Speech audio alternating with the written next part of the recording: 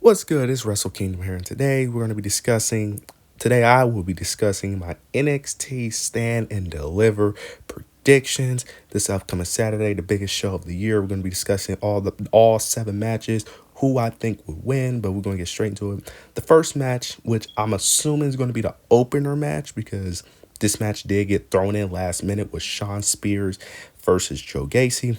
The story of this feud is based off Joe Gacy costing Shawn Spears a match against Dijak. I believe, yeah, it was last week, Tuesday, last week. Shawn Spears had a chair that he was planning on using on Dijak. Joe Gacy ends up taking the chair and came from underneath the ring, took the chair, and then went back underneath the ring. Shawn Spears couldn't find the chair, which ended up costing him the match. Shawn Spears on this recent episode of NXT ends up costing Joe Gacy a match that, no offense, he wasn't winning anyway, but hits him with a chair during his entrance, which cost him the match because he couldn't be able to move the way he was supposed to move. He was working his back injury during the match with Oba Femi. He wasn't going to win anyway, but that played a part into why he couldn't win the match. Joe Gacy wanted Shawn Spears, so we're getting Shawn Spears versus Joe Gacy. This match, this match is going to be a solid match, but this match so far, I think Shawn Spears will take the W. It only makes sense. Shawn Spears is looked at as the way they presented Shawn Spears, the way he debuted. Obviously, they have a lot of stock into Shawn Spears. He was a huge free agent signing. I think that they're slowly building him up, and the fact that they was ready immediately put him into Stand and Deliver, even though they probably didn't have much for him because the majority of the storylines was already set. But the fact that they put him on the card means something. So I think they're going to give him the victory. And plus, Joe Gacy character, I really love his character. He's playing like this psychopath character that never he kind of gives off Bray Wyatt / Mankind vibes. Really love what he's doing. But Joe Gacy is a character where he can lose matches no matter what. It doesn't hurt his credibility because he's a character where you know that he's going to fight hard and he's never going to give up. And you know that in order to beat him, it's going to take a lot for you to defeat him. So I think Shawn Spears takes the W here. It only makes sense. They're clearly trying to build up Shawn Spears. I think Shawn Spears is going to be one of the upper echelon of talent in NXT once the Braun Breakers, the Carmelo Hayes. He's going to probably be one of those guys fighting for the NXT championship. So I think they're going to give Shawn Spears the win. It only makes sense. He's the new guy. They clearly have a lot of stock in him. They made a big deal out of his return, so of his debut. So I got Shawn Spears to win. Next up, we got the women's 6-man tag match with Thea Hale, Fallon Henley, and Kelani Jordan versus Jacy Jayne, Kiana James, and Izzy Dang. This match, I'm actually somewhat excited for, mainly with the Thea Hale and Jacy Jayne storyline. This has been a solid build. The main build was between Thea Hale and Jacy Jayne, with Jacy Jayne basically took Thea Hale under her wing, she portrayed to be, her best friend, more like a big sister to Thea Hale, trying to make her grow up in a sense, but that ended up backfiring.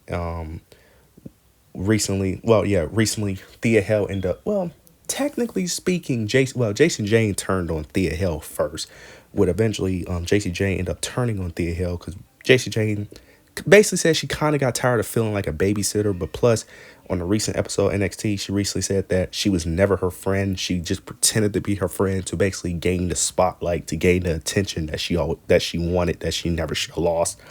Then we got Fallon Henley and Kelani Jordan, who's been feuding with Kiana and Izzy Dang for a bit. They've been helping Thea Hale, because Jacy Jayne been having the numbers game against Thea Hale. So Fallon Henley and Kelani Jordan been helping Thea Hale in that aspect. It only makes sense for the baby faces to win. I don't see a reason why Jacy Jayne, Kiana James, and Izzy Dang should be winning this match. Especially, it does nothing for them. It does nothing for him. Thea Hale needs to win over Jacy Jayne. Give that feel-good moment of the baby faces finally overcoming the odds. It only makes sense for Thea Hale to get her revenge, to finally get that feel good moment to finally overcome JC Jane, to prove her wrong. Because one of the main things JC Jane always talked about was how Chase U and Thea Hill are always losers. This would be a good moment to finally prove that they're not losers. So I think Thea Hill, Fallon Henley, and Kalani Jordan deserve the victory. And I'm very interested to see what JC Jane does after this, because I am intrigued with her character. I like that she's playing like this very this manipulator type character. I really love that for her.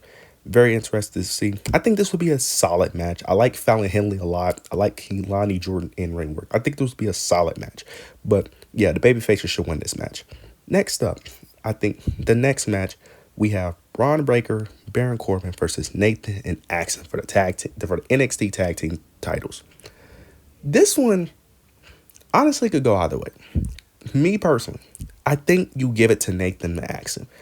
The thing is, because if Nathan and Axiom don't win this match, I don't know who dethrones them, because the NXT tag team division is very weak, because it's extremely weak.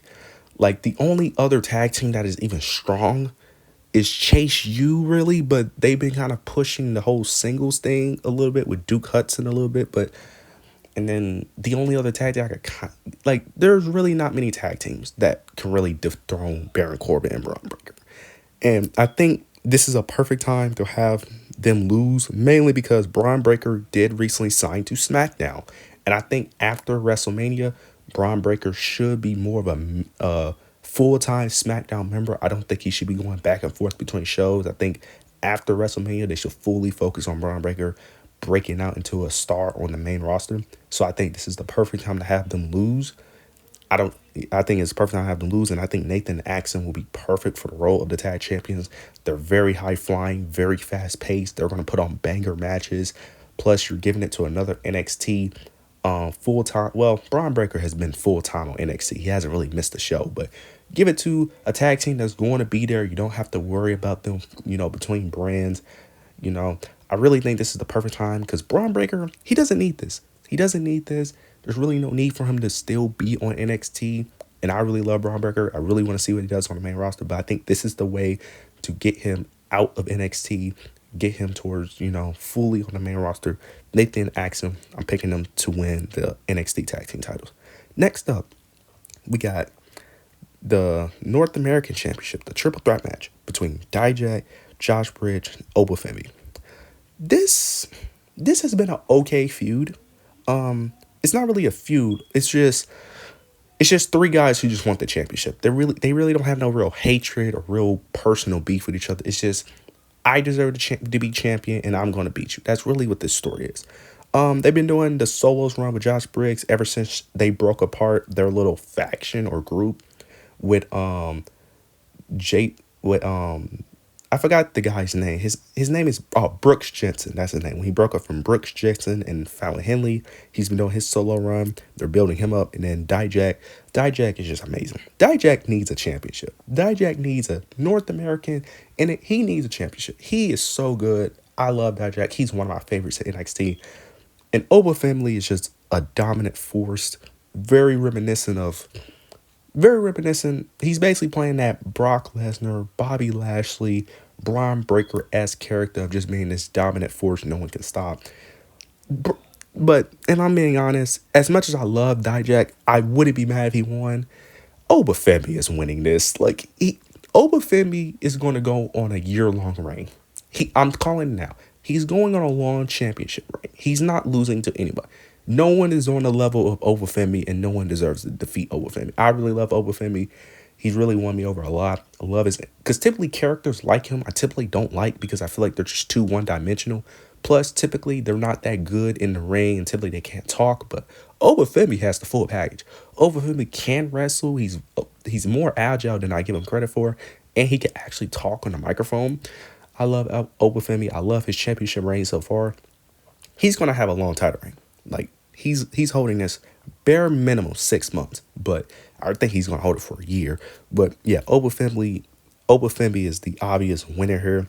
No offense to Dijak or Josh Bridge, but neither of them deserve to defeat Oba Femi. But Oba Femi is going to win. That's my pick for the North American NXT Championship. The next match I have is Lyra Valkyria and Roxanne Perez for the NXT Women's Championship. This has been one of my favorite feuds. Love this feud. This feud started off with Roxanne Perez tired of her not getting her opportunities at the NXT Championship. She wants her NXT Championship back. She felt like that she deserves to have the championship because she never lost the championship. She constantly felt disrespected. She recently turned heel with her snapping Lyra's arm. She had opportunities to win her NXT Championship back, but failed. I really love her heel turn. She's done amazing work. She's getting her rematch.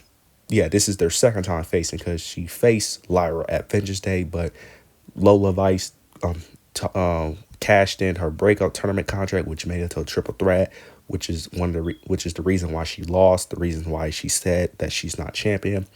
Lyra Valkyria, the defending champion who won it back at Halloween Havoc against Becky Lynch, easily the most popular women in their division, trying to defend it against Roxanne Perez. This feud has been really good. I really love this feud, but I want Roxanne to win so bad because I love her character. Like I said, her character to me is giving me Drew McIntyre vibes, where they constantly bring up the reasons why they won the championship. They constantly bring up how they got screwed.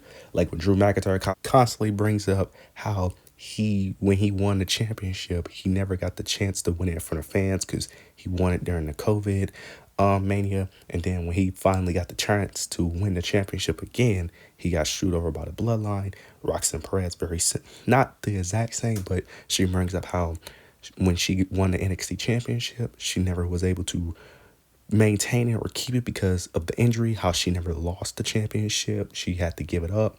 Then she brings up how when she did get her opportunity to win the championship again, she didn't get her fair chance because of, Lola Vice cashing out breakout tournament contract. This has been a really good feud. The promo segment last week was solid with Lyra Valkyria constantly calling out Roxanne hypocrisy, called out how when she complained about Lola Vice cashing in her breakout championship, even though Roxanne did the same thing to end up winning her title, brings up how Roxanne had an opportunity to win her championship in the ladder match to regain it, but she lost to Indy Hartwell because she couldn't climb the ladder faster, which is also true. This was a really good segment. I want Roxanne to win, but after Tuesday, what happened? I think they're going to have Lyra retain because I'm sorry, the fact that I'm not going to say Roxanne looked weak, but the fact that she got beat up very easily and got thrown to a table very easily by Lyra Valkyria, it's making me feel like Roxanne is not winning. Like, my heart is saying Roxanne, but my brain is telling me Lyra Valkyria. And I wouldn't be mad if Lyra retains. I just feel like I just want someone new personally, even though I like Lyra, because Lyra Valkyria, I was not high on her. I was very shocked when she beat Becky Lynch. But it turned out to be a good thing. And Lyra has improved since then. She's been doing great work. But I don't think Lyra needs a year-long title reign, in my opinion. But this is very tough because I could see either one winning. But I originally had Roxanne winning the whole way through. But I'm changing my pick. I'm going with Lyra Valkyria. I think she retains. And plus, I think they're going to play up to the fact that Roxanne is a hypocrite. Because they kept on bringing up in their promo Tuesday was that she always has an excuse for why she loses, why she can't regain the title. I think they're going to play up to the fact that you can't blame anyone but yourself. I think they're going to play up to that fact, and I think Lyra's going to win. Next up, we got Ilya Dragunov versus Tony D'Angelo for the NXT Championship match. This, in my opinion, may be match of the night. This right here, this might be match of the night. I'm really excited for this match. This feud has been really good. It's very weird how this feud has been built because it's shockingly how good this feud has been without a heel because both of them are baby faces. Because originally this feud wasn't really much. This feud started off kind of weird because none of them really hated each other. It was just both of them want the NXT title. It started off with Tony D'Angelo inserting himself into the Carmelo Hayes and Ilya thing. Carmelo was trying to get a championship match with Ilya. Tony D'Angelo interfered. It turned into a match between him and Melo. He won the match. That made him the number one contender. And then later on, It wasn't much, intense animosity towards them, but it really started to pick up when Tony D'Angelo ended up basically kidnapping Dragunov, took him to took him to a bridge, had a little going back and forth, and then ended up leaving him there to walk back to wherever he was supposed to go.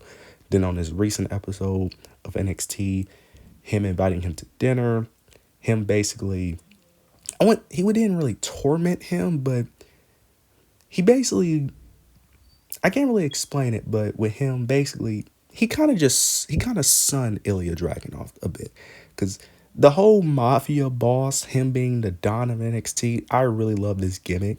And they're portraying the gimmick so well because they actually make him feel like a boss. Like they make him feel like a real threat, like a real like mafia type drug lord. They really make him feel that way. The way they present him, the way he have the dominance he has, the leadership he has. I really love it. This is going to be very interesting because Ilya has been shockingly, because typically Ilya is the one that plays.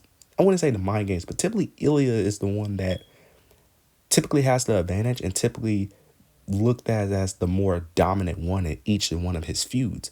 But in this scenario, Tony D'Angelo feels like more of a threat than Ilya, which is very shocking.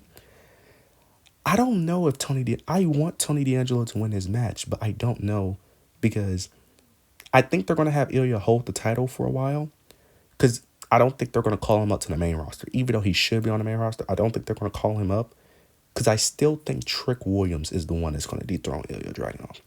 I'm going to say Ilya retains.